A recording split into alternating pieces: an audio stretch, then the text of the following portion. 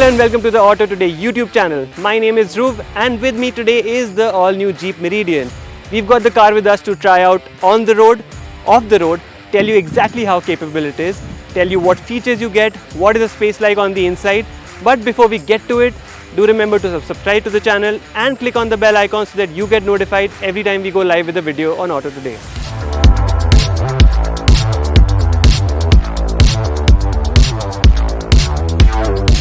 While the Meridian's front end is reminiscent of the Compass, look closer and you'll find enough differentiation between the two, keeping it from looking like an extended wheelbase version of the Compass.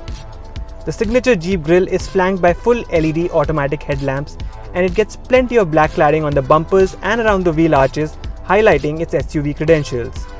There are 18-inch two-tone alloy wheels on offer, and towards the rear there are sleek-looking LED tail lamps. Jeep has made generous but tasteful use of chrome all around, adding a premium look to the Meridian. In terms of dimensions, the Meridian is longer, wider and taller than the Compass and sits on a considerably longer wheelbase as well. Inside the Jeep Meridian, what greets you first if you're seated in the driver's seat is a dashboard that's quite similar to the Compass. In fact, it's the layout, the positioning of the buttons, the screens, etc. It's exactly the same as the Compass, but Jeep has made changes to the trims that they've used on the dashboard, such as this brown soft touch leather on the dashboard and even these inlays just under it.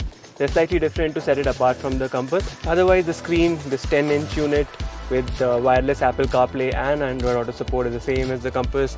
This digital instrument cluster is also the same with similar layouts. And in terms of feature, Jeep is offering the Meridian in limited and limited O variants only. So you get a long list of features. The one we're sitting in right now gets ventilated front seats. Both front seats are electrically adjustable and the driver's seat also gets memory function.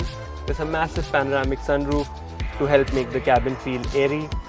You also get a 2-zone climate control, so individual zones for the 2 people seated in the front, and you have AC vents for those in the back as well.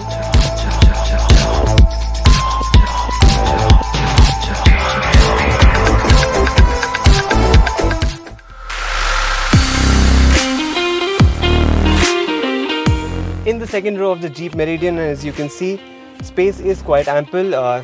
This seat is adjusted to my driving position and my height is 5'8" for reference, and with those aspects in mind, there's enough knee room, there's plenty of room for me to stretch out my legs underneath the front seat.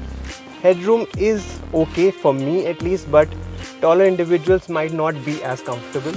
So that's a slight downside to the second row of the Meridian, and it's the same in the Compass as well. The seats themselves are quite comfortable. The seat squab is very ample, there's plenty of under-thigh support. The seat back is also quite comfortable, and you can adjust it for recline slightly.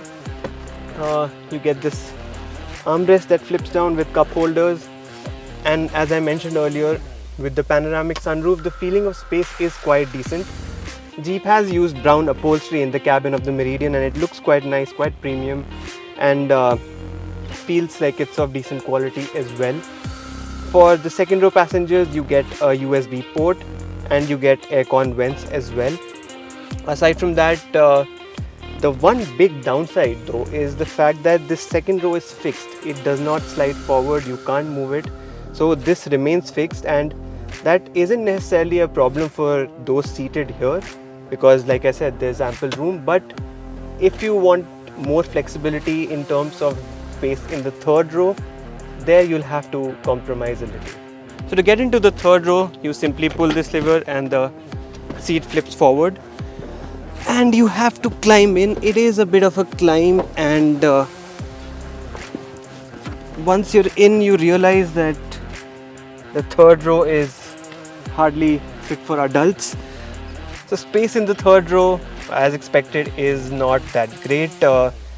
Just to remind you again, my height is 5'8", and even for an individual my height, my knees are properly touching the seat back of the second row. There's not enough space underneath the second row for me to move my feet.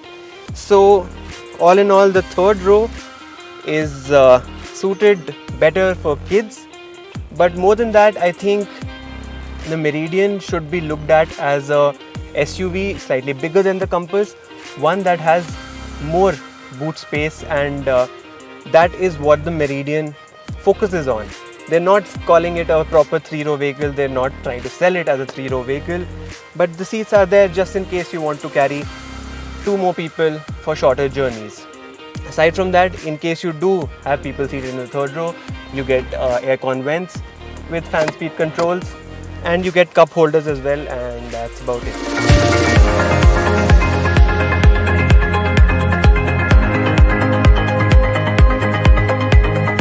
Powering the Meridian is the same 2-litre diesel that sits under the hood of the Compass with 170 bhp and 350 Nm of torque. There is no petrol variant on offer for now.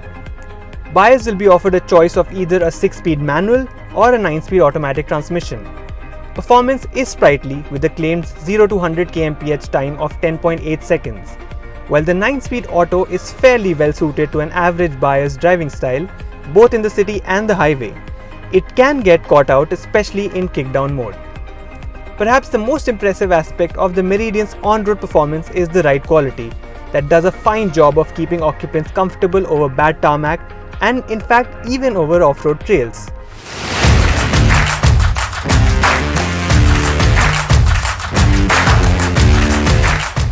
The Meridian diesel automatic variant will be offered with a 4x4 setup that includes 4-wheel drive lock and 4-low along with off-road modes.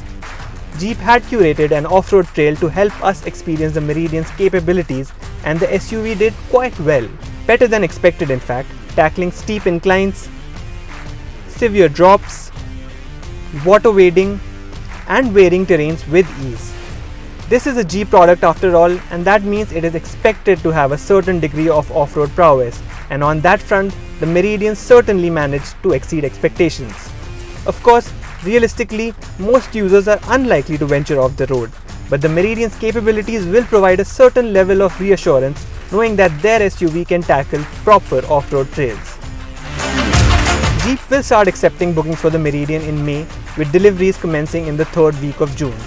Expected to be priced around the Rs 35 lakh mark, the SUV will lock horns with the Skoda Kodiaq as well as more traditional body-on-frame SUVs like the Toyota Fortuner. If the 3rd row is of primary concern, then the Meridian isn't exactly for you, but it makes a strong case for itself as a premium, good-looking, feature-rich D-segment SUV with generous luggage space that impresses with its performance on the road and off it as well.